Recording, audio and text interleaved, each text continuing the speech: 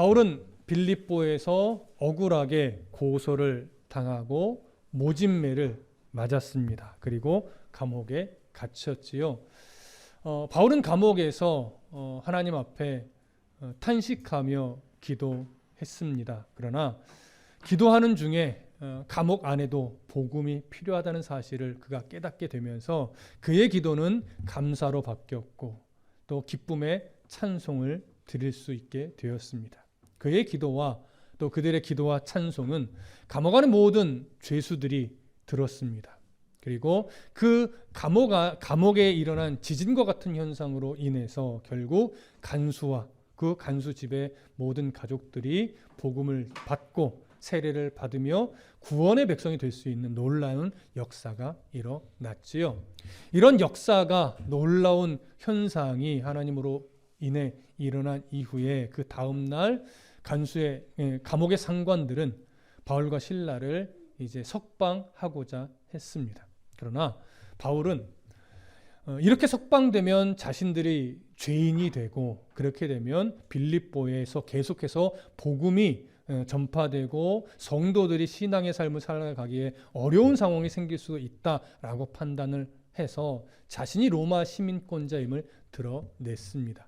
재판 없이 바울과 실라를 매질하고 옥에 가둔 상관들은 그 말을 듣고 두려움에 떨면서 바울과 실라에게 찾아와서 제발 이 성을 떠나달라 이렇게 부탁을 하게 되죠. 왜냐하면 이 사실이 로마 당국에 알려지게 되면 자신들의 지위가 또 박탈당할 위기에 처하게 되기 때문에 그렇습니다.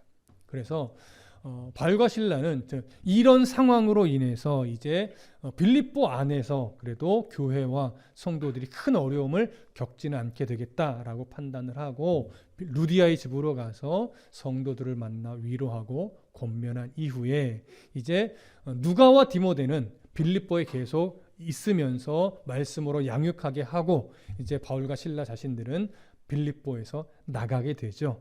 또 다른 여정의 걸음을 걷게 되는 겁니다. 오늘 본문은 이제 그 내용에 대해서 다루게 됩니다. 자, 먼저 17장 1절을 보겠습니다. 17장 1절입니다. 시작.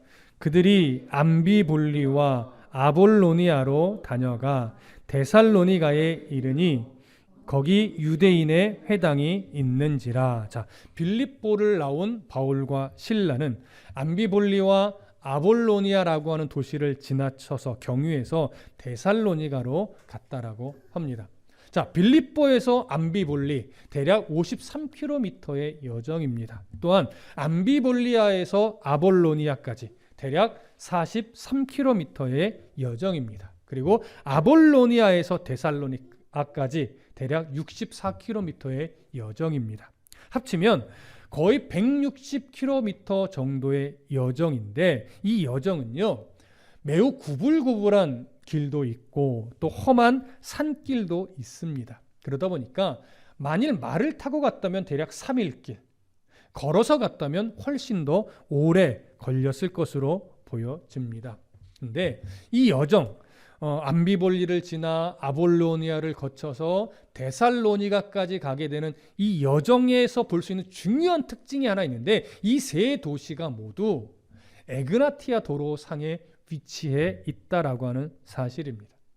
이 에그나티아 도로는요 기원전 146년경에 바로 무역과 군사용으로 건설된 도로입니다.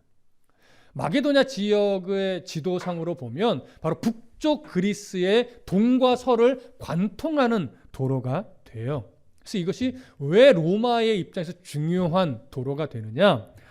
서쪽 끝으로 끝까지 가면 항구 도시가 하나 나오는데 그 항구 도시가 바로 디라키움이라는 항구 도시입니다. 여기서 배를 타고 조금만 가면 바로 이탈리아가 돼요. 그러니까 이탈리아 로마와 연결해주는 항구 도시가 되고 동쪽 끝으로 쭉 가면 바울이 처음 마게도냐에 도착한 항구 도시인 네아폴리가 나오죠. 바로 이 네아폴리는 어디를 연결하겠어요? 바울이 그동안 전도해온 아시아 지역 전체를 연결하는 항구가 됩니다. 그렇기 때문에 이 에그나티아 도로 자체는요, 마게도냐에 있는 북쪽에 있는 도로이긴 하지만 이 도로는 로마와 아시아 지역을 연결하는 그러니까 이 도로를 통해서 로마가 여러 나라로 나아갈 수 있는 아주 중요한 도로가 되는 거예요. 그렇기 때문에 로마 차원에서 본다면 에그나티아 도로는 군사용 도로입니다. 물론 무역과도 연관이 있고요. 그러나 바울의 입장에서 보면 이 도로는 복음을 실어 나르는 복음의 통로요, 복음의 도로가 되는 것이죠. 실제로 이 에그나티아 도로와 같은 도로가요, 로마 제국 하에 보면 여러 곳에 로마가 세웠어요.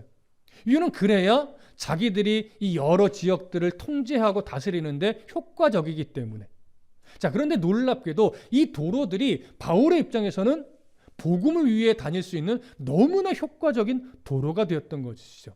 여러분 생각해 보십시오. 로마는요, 여러 나라를 정복해 가면서 국경선을 다 없앴어요. 그리고 로마는 기본적으로 라틴어를 쓰지만 문화적으로는 이 헬라 문화를 다 수용해 버렸어요.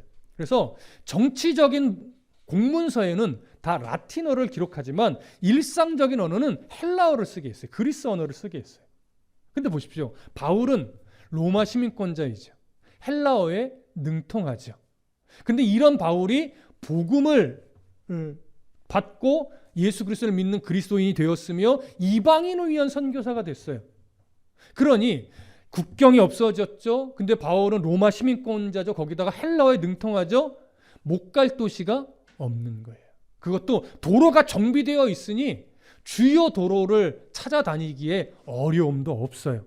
이렇게 바울은 에그나티아 도로뿐만 아니라 여러 로마가 건설한 이 도로를 기점으로 해서 중요한 도시들을 찾아다니며 회당에 다 들어가서 계속해서 복음을 전하는 이런 놀라운 역사를 이룰 수 있었던 것이죠. 그래서 오늘 본문에 등장하는 에그나티아 도로상에 위치한 도시들도 바울에게서 너무나 중요한 도시이며 너무나 중요한 도로가 되는 것입니다.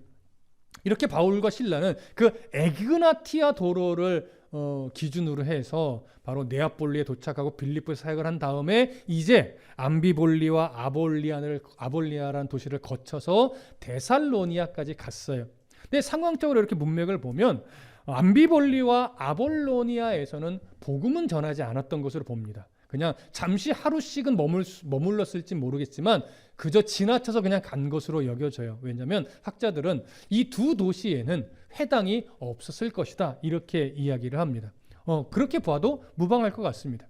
그렇게 여러 날에 거쳐서 이제 데살로니가에 도착을 하는데, 이 데살로니가는 대략 20만의 인구였을 것으로 추정이 되고 유대인들이 상당히 많았을 것으로 보고 있습니다. 이 데살로니가는 행정상 되게 중요한 그런 도시였어요. 왜냐하면 마게도냐라는 이 지방은 총 4개의 행정구역으로 나눠지는데 그 중에 두 번째 행정구역의 수도 역할을 하던 도시가 데살로니가였고 여기에 로마 총독이 주둔했습니다. 그러니까 행정적으로도 너무 중요한 도시였고 또 이 도시는 항구 도시였기 때문에 상업적으로도 엄청나게 발달했던 그런 도시였습니다.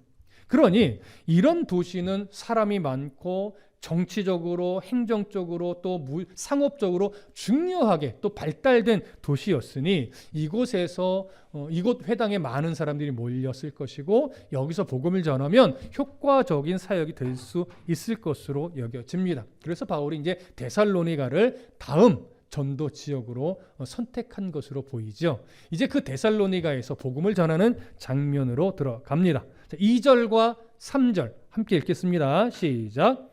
바울이 자기의 관례대로 그들에게로 들어가서 새 안식일에 성경을 가지고 강론하며 뜻을 풀어 그리스도가 해를 받고 죽은 자 가운데서 다시 살아나야 할 것을 증언하고 이르되 내가 너희에게 전하는 이 예수가 곧 그리스도라 하니. 자, 바울이 자기의 관례대로라는 표현을 했어요. 이 자기의 관례대로는 무슨 말이에요? 자신의 전도 전략대로, 자신이 지금까지 해왔던 방법대로, 이런 의미가 됩니다. 바울은 늘 선교의 접점을 회당으로 삼았어요. 왜냐하면 회당에는 유대인들도 있지만 하나님을 경외하는 이방인들도 있었기 때문에 그 회당에서 자신은 또 유대인이었으니 말씀을 강론할 수 있었고 그러면서 자연스럽게 복음을 전하는 바탕이 되니까 바울은 언제나 회당을 중심으로 해서 복음을 전해왔지요. 자, 오늘 성경은 바울이 새 안식일 동안, 말하자면 3주 동안 매 안식일마다 회당에 가서 말씀을 전했다라고 이야기를 해요. 그러니까 총 3번에 걸쳐서 말씀을 전한 것이죠. 아마도 바울은 데살로니가에 3주 이상 머물렀을 겁니다.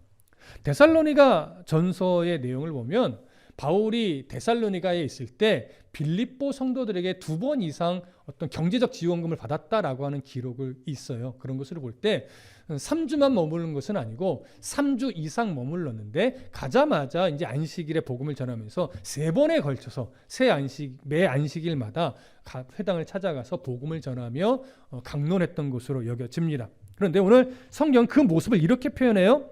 새 안식일에 성경을 가지고 강론했다라고 이야기를 하죠. 여기서 말하는 성경은 구약 성경을 의미합니다.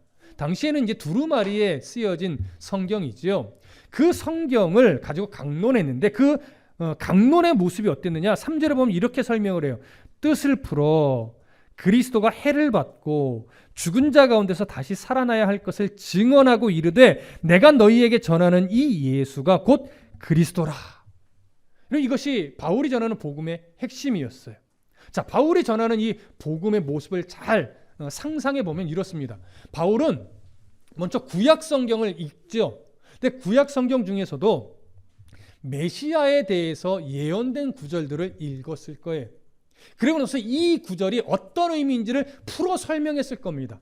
그러면서 그 풀어 설명하는 내용의 핵심은 이거죠. 구약 성경에 메시아가 예언되어 있고 그 메시아가 이 땅에 와서 고난을 받을 것이라고 예언되어 있고 그 고난 받으신 메시아가 죽을 것이며 또 살아날 것이다, 부활할 것이다 이렇게 예언되어 있음을 선명하게 드러낸 거예요.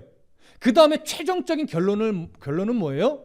그 메시아가 이 땅에 와서 고난받고 죽으시고 부활하신다고 한 예언은 성취되었는데 그 성취를 이룬 자가 누구냐? 바로 예수다 라고 하는 것을 최종 결론적으로 선포를 한 겁니다. 저는 이 구절을 이렇게 연구하면서 개인적으로는 많이 위로가 됐어요. 왜냐하면 바울도 강해 설교를 했겠구나 이런 생각을 저만이 이제 하게 되는 거죠. 그래서 나도 지금 바울처럼 설교하고 있는 것은 아닐까? 이런 생각을 하면서 그냥 혼자 위로를 받기도 했습니다. 바울이 그렇게 성경을 읽고 풀어주고 최종적으로 예수 그리스도를 선언하며 복음을 전했지요. 자, 이런 복음이 선포되어졌을 때 데살로니가 회당 안에 있던 유대인들은 어떤 반응을 보였을까요? 그리고 하나님을 경외하던 이방인들은 어떤 반응을 보였을까요? 두 부류가 사실 사뭇 다른 반응을 보입니다. 성경은 먼저 이방인들이 어떤 반응을 보였는지를 먼저 기록을 하는데 4절을 보겠습니다. 4절 함께 읽습니다. 시작.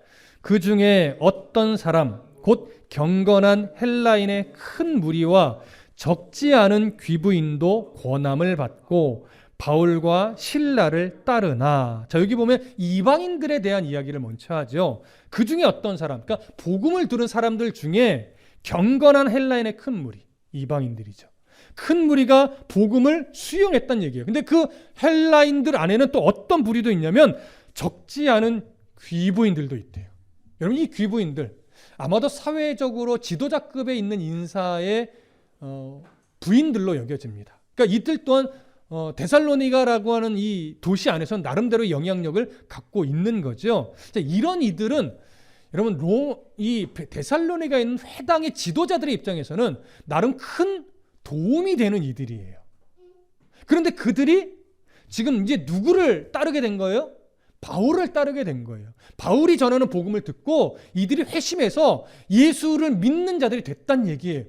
그래서 복음이 가르치는 대로 이제 그리스도인으로서 삶을 살아가기로 결심한 자들이 되었다는 얘기인데 이것은 우리들의 입장에서 너무나 귀한 모습이지요. 하지만 당시 회당에 있던 유대인들, 특히 말씀을 전하는 위치에 있던 지도자급 위치에 있던 유대인들의 입장에서는 이 모습이 좋을까요? 불편할까요? 이건 불편할 수밖에 없는 거예요.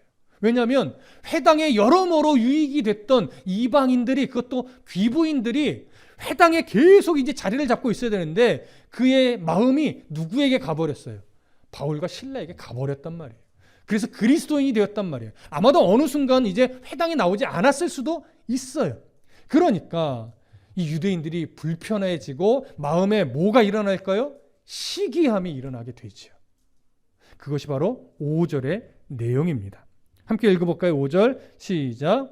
그러나 유대인들은 시기하여 저자의 어떤 불량한 사람들을 데리고 때를 지어 성을 소동하게 하여 야손의 집에 침입하여 그들을 백성에게 끌어내려고 찾았으나, 자 여기 보시면 유대인들이 시기했다라고 해요. 여러분, 이들의 시기는요 크게 두 가지 이유입니다. 첫 번째는 바울이 전한 복음의 내용이 수용이 안 되는 거예요. 왜냐하면 자기들이 가지고 있던 유대적 사상, 그 다음에 자기들이 기대하는 어떤 종말론적 입장, 이것과 다른 거예요. 그러니까 이 복음이 전해질 때, 복음이 정말 구약이 말씀하는 내용과 이 땅에 성취됐던 내용이 정말 그러한가 비교하고 분석해보고 이 하나님의 시선으로 판단하려고 하지 않고 자신들이 이미 가지고 있던 전통적인 이해와 어떤 실리와 이런 것에 비추어서 바라보니까 바울이 전하는 복음이 싫은 거죠. 불편한 거죠. 그래서 일단 그 복음 자체를 거절해요. 근데 여기다가 하나가 더 붙죠. 조금 전에도 말씀드렸듯이 유대인의 회당에 여러모로 도움이 되는 이 헬라인들 또 귀부인들, 이들을 빼앗긴 거예요. 유대인의 입장에서는. 바울과 실라를 따르게 됐으니까 그 모습도 너무나 싫어서 이제 마음에 분이 나며 시기함이 일어나니까 어떻게든 바울과 실라를 버리고 싶은 거예요. 그래서 이들이 선택한 방법은 뭐예요? 거리의 불량배들을 매수하는 거죠. 매수해서 소동을 일으키며 바울과 실라를 이제 고소하게 될 겁니다. 이전에도 이런 모습은 나타났어요. 비슷하지만 여기에는 조금 다른 특징이 하나 있는데, 그것이 뭐냐면 5절을 중간에 보세요. 저자의 어떤 불량한 사람들을 데리고 매수했다는 얘기예요. 그러면서 때를 지어 성을 소동하게 하여 야손의 집에 침입했대요. 이건 뭐냐면 야손의 집으로 가면서 이 불량배들과 함께 거리에 자꾸 소동함을 일으키면서 갔다는 얘기예요. 왜 소동함을 일으키면서 갔을까요? 바울과 실라를 고소하기 위한 명분을 만들고 있는 거예요. 어떻게 하기 위해서? 나중에 나타나지만 바울과 실라는 어떤 종교적으로 뭔가를 하는 것이 아니고 이 로마시 안에 있는 데살로니가를 선동해서 로마 황제와 대적하게 만드는 이런 소요를 일으키는 자다. 이러한 분위기를 조성해 놓기 위해서 소동을 일으키며 지금 야손의 집까지 간 거예요. 그러니까 가면서 뭐 별의별 이야기들 다 떠들고 시끄럽게 하며 갔겠죠. 그러니까 주변의 사람들이 무슨 일이야? 뭐야? 왜 그래? 누구 때문에 그런 거야? 이런 어떤 질문들을 많이 하게 됐겠죠. 자, 그렇게 분위기를 조성하면서 야손의 집까지 가서 그 집에서 바울과 실라를 찾아요. 여러분, 왜 야손의 집에서 바울과 실라를 찾은 걸까요? 이유는 뻔하죠. 바로 야손이 바울과 실라가 전하는 복음을 듣고 회심하여 그리스도인이 된 자이고, 루디아처럼 야손이란 사람이 자신의 집을 공개해서 바울과 실라를 머물게 했으며 아마도 야손의 집이 데살로니가에서 교회의 역할을 하게 되었을 것으로 여겨집니다. 이것을 알게 되자 야손의 집으로 쳐들어가서 바울과 실라를 붙잡으려 했던 거예요. 그런데 야손의 집에서 바울과 실라를 찾았나요? 못 찾았나요? 못 찾았어요. 아마도 야손이 이 사실을 미리 알고 바울과 실라를 피신시킨 것으로 여겨집니다. 자, 그때 이 유대인들이 어떻게 했는가 확인을 해볼까요? 자, 6절부터 9절까지 함께 읽겠습니다. 6절부터 9절 시작. 발견하지 못함에 야손과 및 형제들을 끌고 읍장들 앞에 가서 소리질러 이르되, 천하를 어지럽게 하던 이 사람들이 여기도 이르매 야손이 그들을 맞아들였도다. 이 사람들이 다 가이사의 명을 거역하여 말하되 다른 임금 곧 예수라 하는 이가 있다 하더이다 하니, 무리와 읍장들이 이 말을 듣고 소동하여 야손과 그 나머지 사람들에게 보석금을 받고 놓아 주니라. 자, 여기 보면 야손과 형제들을 붙잡았다라고 이야기를 하죠. 야손과 형제들은 아마도 예수를 믿게 된 그리스도인들로 여겨져요. 그들이 이제 함께 있었던 것이죠. 그랬더니 그들을 잡아서 누구에게 끌고 갔냐면 읍장들에게 끌고 갔다라고 이야기를 합니다. 이 읍장들은 누구냐면 로마 정부가 데살로니가에 파견한 치안 판사이자 지방자치단체장들을 의미해요. 당시에 보편적으로 도시마다 로마에서 파견한 읍장들은 5명 정도라고 이야기를 합니다. 그래서 여기서도 복수를 써서 읍장들이라고 표현을 하고 있는 겁니다.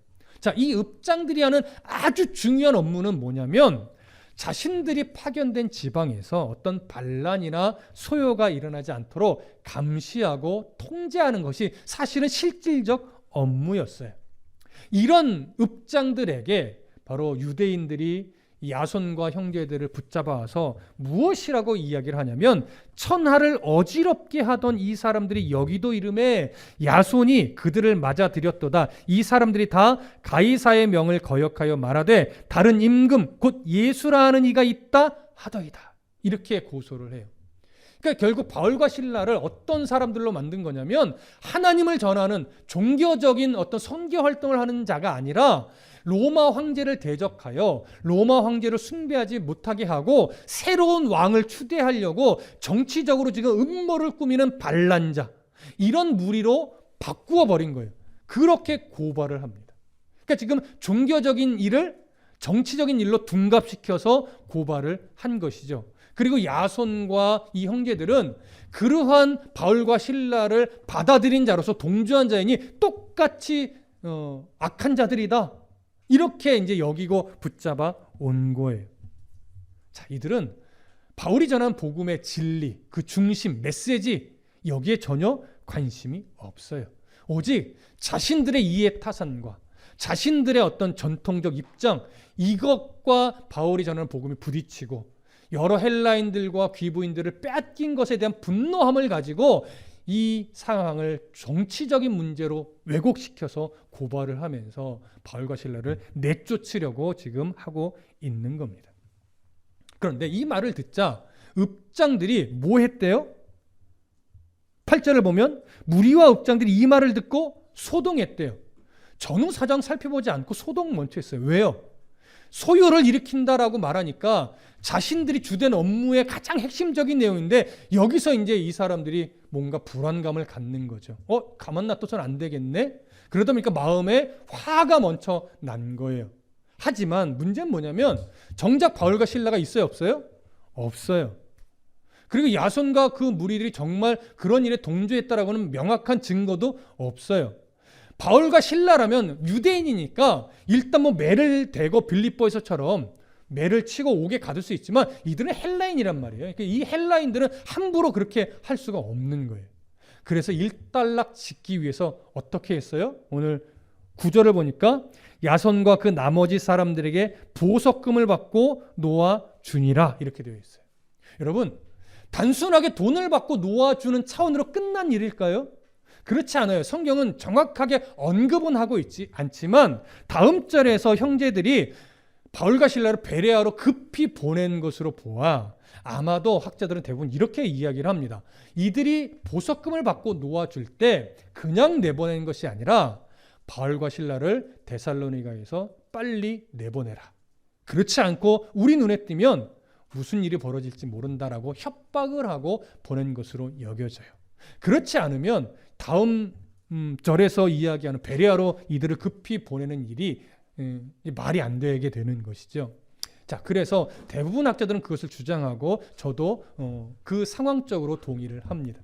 그렇게 협박을 받자 바울과 실라는 또 빌립보에서의 상황과 좀 다르기 때문에 자칫 잘못하면 아직 견고하게 교회가 세워지지 않은 상태에서 이들에게 어떤 어려움이 생기고 복음을 앞으로 전하기도 어려워지겠다.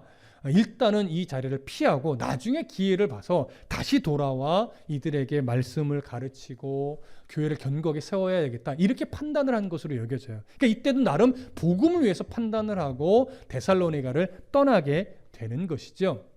자, 데살로니가 전서에 보면 어떤 내용이 기록되어 있냐면 바울이 이제 데살로니가 사람들에게 편지를 쓰면서 이렇게 표현해요. 2장 17절부터 18절에 형제들아, 우리가 잠시 너희를 떠난 것은 얼굴이요 마음은 아니니 너희 얼굴 보기를 열정으로 더욱 힘썼노라.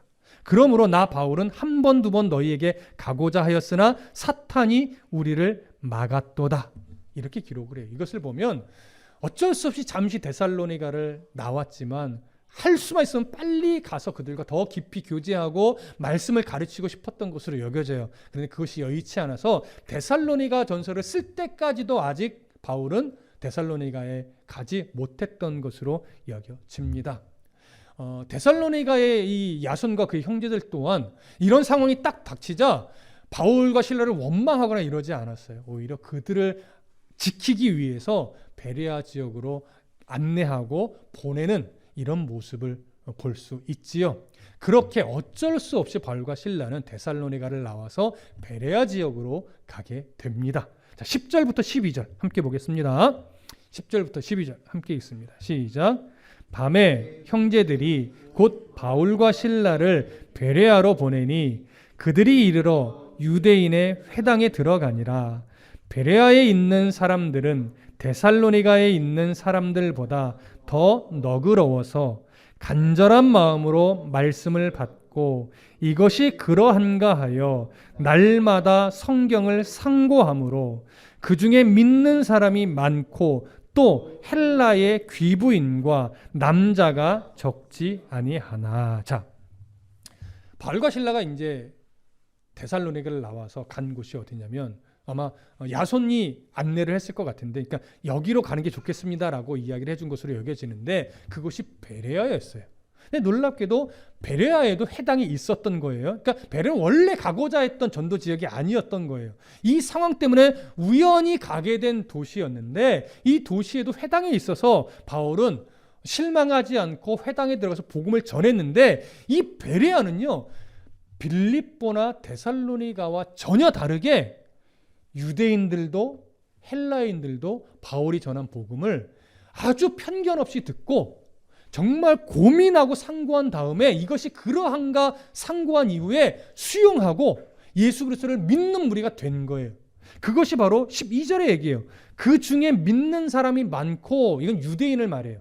그 다음에 또 헬라의 귀부인과 남자가 적지 아니하니, 이것은 헬라인을 말하는 거예요. 그러니까 회당에 있던 유대인들과 헬라인 모두가 하나님의 말씀을 들을 때 그것을 그냥 튕겨져 거절하지 않고 고민한 거예요. 정말 그런가? 성경과 비교해 본 거예요. 그 다음에 성경에서 말한 메시아적 이해와 틀리지 않나? 맞나? 또 상고한 거예요. 근데 그것을 날마다 했는데요, 그렇게 고민한 가운데 아니네 이런 것이 아니라 그 고민과 비교와 생각의 결과가 뭐냐면 맞다 이거였어요. 그래서 예수 그리스도를 수용하고 믿고 따르는 무리가 된 거예요. 그리스도인이 됐어요. 여러분, 왜 베레아는 빌립보나 데살로니가의 유대인들의 이 배타적 모습과 다르게 편견 없이 복음을 받게 된 걸까요? 우리는 그 부분을 좀 생각해 보실 필요가 있어요.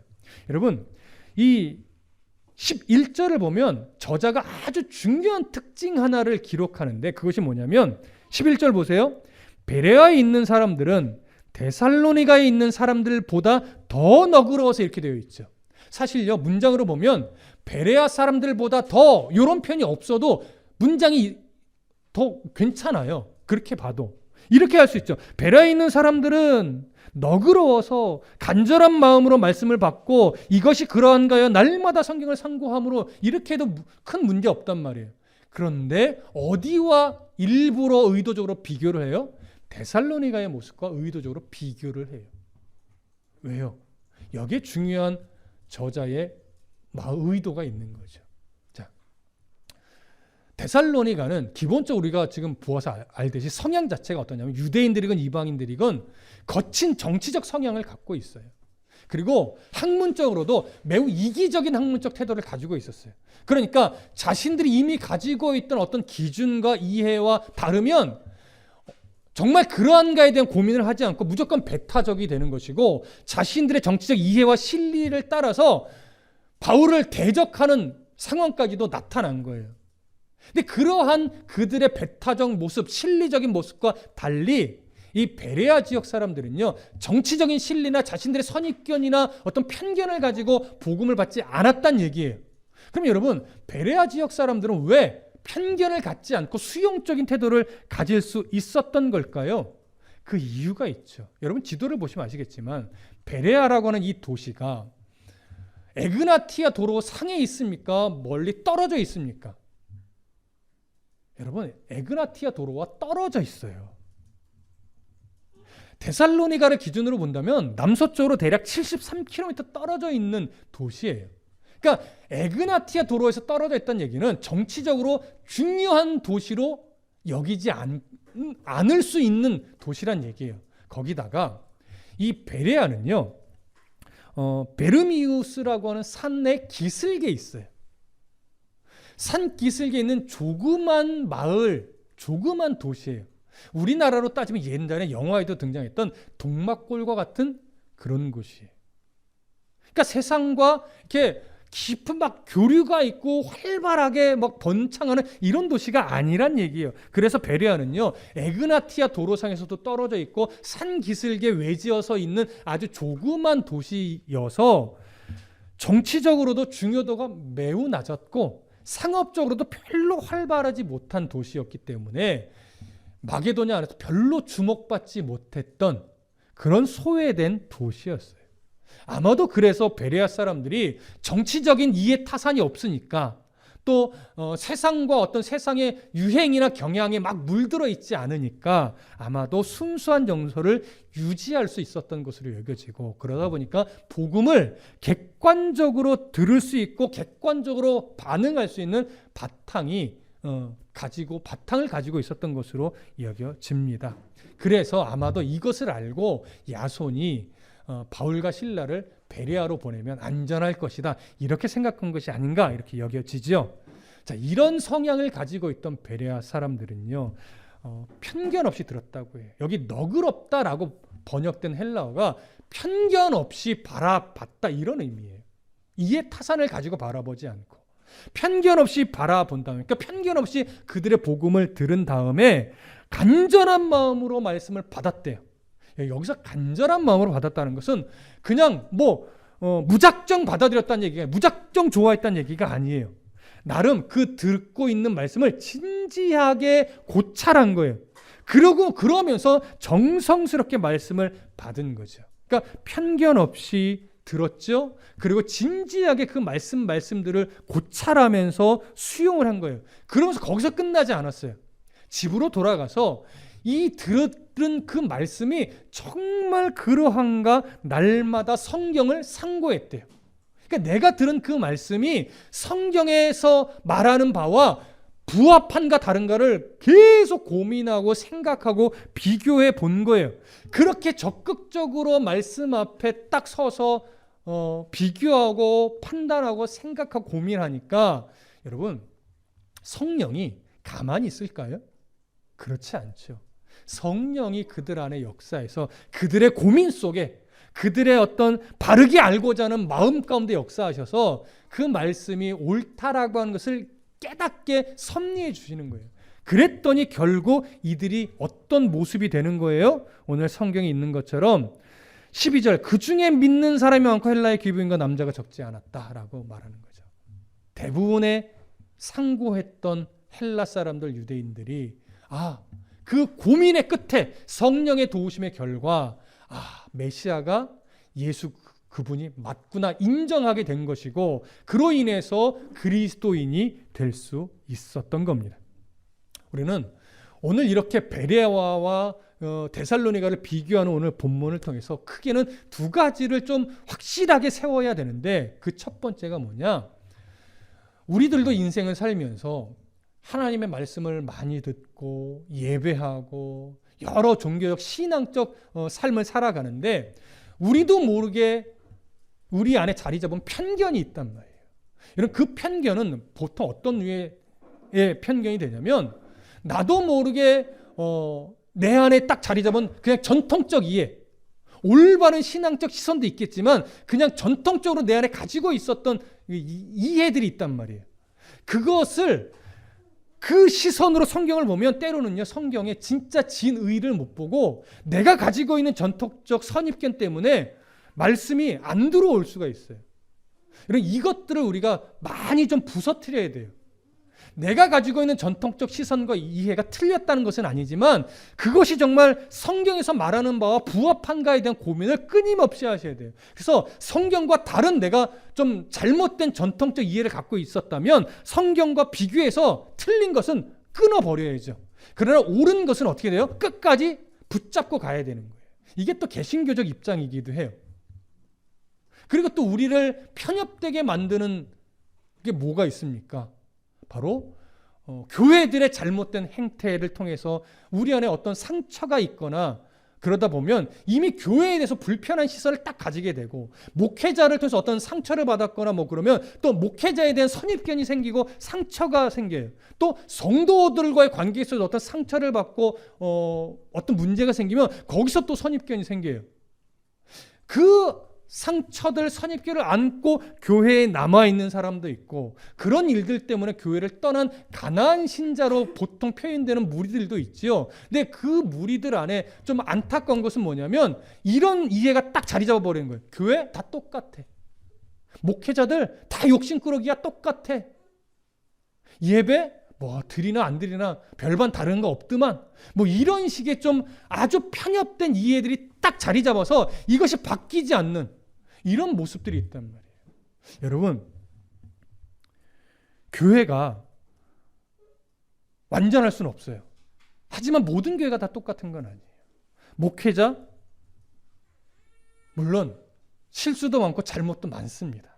그러나 모든 목사들이 다 똑같은 건 아니죠. 그렇기 때문에 우리가 교회를 바라보는 시선, 목회자를 바라보는 시선 이런 것들을 다시 건강하게 재정립하지 않으면 예배에서 은혜를 받기 어렵고 설교를 통해서 정말 하나님의 말씀을 내가 아멘으로 받기가 어려워져요. 결국 설교 복 받으라고 하는 얘기 아니야? 결국 설교 목사한테 잘하라는 얘기 아니야? 이렇게 자꾸 간단 말이에요, 우리가. 그러니까 자꾸 왜곡되게 듣기 시작하면 모든 설교가 다 그걸 위해서 가는 설교처럼 여겨지니까 설교를 통해서 하나님의 마음을 깨닫기가 어려워지는 거죠.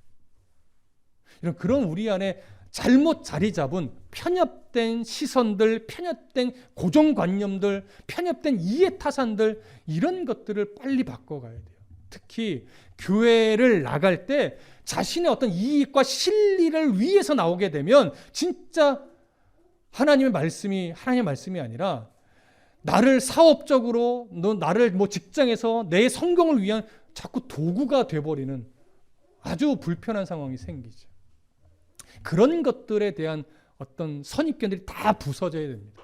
베레아 성도들이 정치적으로 어떤 사회적으로 상업적으로 이런 선입견을 갖지 않을 수 있었던 이유는 오히려 도시 위치적으로 큰 도움이 된 거예요. 우리는 어쩔 수 없이 이 세상과 부합해서 살지만 그 속에서 살지만 우리들의 어떤 이해와 우리들의 마음들이 그런 정치의 영향을 받거나 실리의 영향을 받거나 나의 어떤 선입견의 영향을 받지 않을 수 있도록 스스로의 마음을 잘 점검하셔야 됩니다. 그래서 하나님의 말씀을 순전한 하나님의 말씀으로 받을 수 있는 편협되지 않은 편견에 사로잡히지 않은 그런 마음의 태도가 될 수 있도록 끊임없이 말씀 앞에 자신을 채찍질해 주시기를 부탁합니다. 또 하나, 베레아 성도들의 귀한 모습은요, 말씀을 듣는 그 자리에서 끝내지 않았다라고 하는 거예요. 말씀을 듣고 그 말씀이 정말로 하나님의 마음에 부합한지 스스로 성경과 비교해보고 스스로 성경의 메시지 중심과 비교해보면서 정말 그러한가 날마다 상고했다라고 하는 거예요. 그랬더니 결론은 하나님 앞에 바른 성도의 모습으로 나타나는 거였죠. 당연히 우리는 이것이 성령의 도우심의 결과라고 우리는 인정을 합니다. 여기서 여러분 잘 보세요. 성경을 해석하고 전하는 이는 누구예요? 그건 설교자겠죠. 하지만 성경을 연구하고 분석하고 정리해서 전하는 이는 설교자일지 모르나 그 말씀을 최종적으로 해석하고 자기의 삶에 적용해내는 이는 누구예요? 그건 여러분 각자예요. 여러분들이 성경을 분석하고 해석하고 설명해내기는 좀 어렵겠지요. 그래서 목회자가 있는 거겠죠. 하지만 목회자의 역할은 결국은 성경을 바르게 해석하고 바르게 분석하고 바르게 정리해서 여러분들이 이해하기 쉽게 전달하는 그 역할까지입니다. 아시다시피 저는 막 삶의 적용을 막 구체적으로 해서 여러분들에게 전달하는 성향의 목회자는 아니죠. 왜냐? 제가 그렇게 하는 데는 이유가 있습니다. 여러분들을 제가 바꿀 수 있는 것이 아니기 때문에. 그리고 여러분들의 삶의 환경과 처해진 상황들이 다 다르기 때문에. 결국 저 목회자의 역할은 하나님의 말씀은 이런 의미이고 하나님은 여기서 이런 의도로 이 성경을 기록하게 했습니다. 여기까지.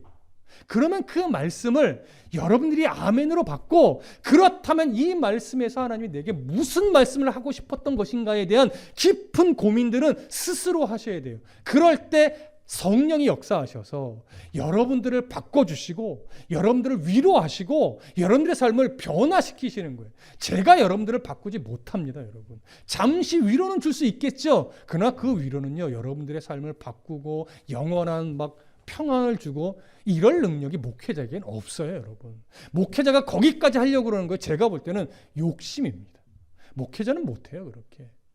하나님이 하시는 거예요. 성령이 하시는 거예요. 그 성령은 여러분들이 베레아 사람들처럼 정말로 하나님 말씀이 그러한가 고민하면서 오늘 내게 무슨 말씀을 하시려고 이 설교를 듣게 하셨을까에 대한 고민을 할 때 성령이 여러분들 조명해서 스스로에게 적용하도록 이끌어 가시는 거예요. 그럴 때 진짜 변화가 생기는 것이고 그럴 때 진짜 성령의 역사를 경험하는 것이고 그럴 때 진짜 성령과 동행하는 아주 가까이 동행하는 삶을 살아낼 수 있어요. 그래서 여러분, 저는 여러분들에게 이미 그렇게 하는 사람도 있지만 하나의 작은 습관을 좀 만들어 갔으면 좋겠다라고 하는 생각을 해요. 여러 성도들이 이미 사실은 여백 성경을 사서 보고 있고 나름 메모도 해요. 근데 제가 참 좋아하는 청년을 보면 어떤 습관을 하나 갖고 있냐면 말씀을 들어요. 예배를 드려요. 그러면 예배 들은 것으로 끝나지 않고 그것을 예배 끝나고 나서 자기만의 시간에 이렇게 성경이나 이런 데 다시 정리를 해요. 오늘 들은 말씀의 핵심이 이거였고 또 새롭게 깨달은 거 이런 것들을 요약 정리를 하면서 잊어버리지 않으려고 애를 쓴단 말이에요. 근데 그런 것들이 사실은 모두에게 있어야 돼요. 성향상 어떤 사람은 성경에 쓰는 것을 좋아하는 사람이 있고 어떤 사람은 노트에 쓰는 걸 좋아하는 사람도 있을 것이고 어떤 사람은 핸드폰에 이렇게 저장하는 걸 좋아하는 사람도 있겠죠. 어떤 모습이든 상관없습니다. 그냥 예배 끝나고 가면 거기서 끝! 이렇게 돼버리면 여러분 금방 오늘 들은 설교의 내용을 잊어버릴 거예요. 어제 뭘 들었더라? 아까 뭘 들었더라? 이렇게 된단 말이에요. 그러면 날마다 상고하는 베레아 사람들의 태도와 전혀 다른 태도예요. 들은 말씀이 잊혀지지 않고 내 안에서 살아 움직이려면 상고하는 작업이 필요합니다. 상고하는 작업.